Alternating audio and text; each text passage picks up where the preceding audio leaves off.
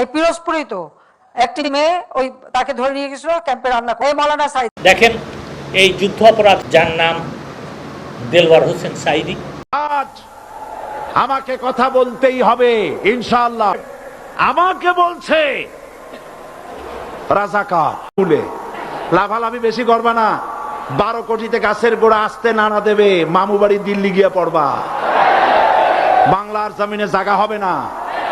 স্বৈরাচারীরা তার পতনের সমস্ত ছিদ্র বন্ধ করে, কিন্তু একটা ছিদ্র বন্ধ করতে পারে না, মনের ভুলে সে ছিদ্রটা থেকেই যায়, যেই ছিদ্র দিয়ে আসলে তার পতনটা হবে। ক্ষমতায় গিয়ে মনে করে চিরকাল ক্ষমতায় থাকবো। ক্ষমতায় যারা থাকে ক্ষমতার মোহে চতুর্দিকে অন্ধকার দেখে, মনে করে আমার পতন আর হবে না। কিন্তু তোমাকে বুঝিবে যে গোকুলে বাড়ি শেষে গাড়ির চাকা সব সময় উপরে থাকে না।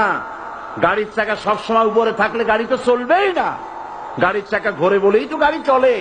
সুতরাং এই উপরে তোমার চাকা উপরে এখন আছে বলে, তোমার দলের চাকা উপরে আছে বলে যারা মানুষের উপরে জুলুম করছো, আলেমদেরকে ধরতেছো, মুসল্লিদেরকে ধরে ধরে জেলে ঢুকাচ্ছ, সময় আসবে এমন ইন্দুরের গর্ত অপমানা ফেলবার জন্য।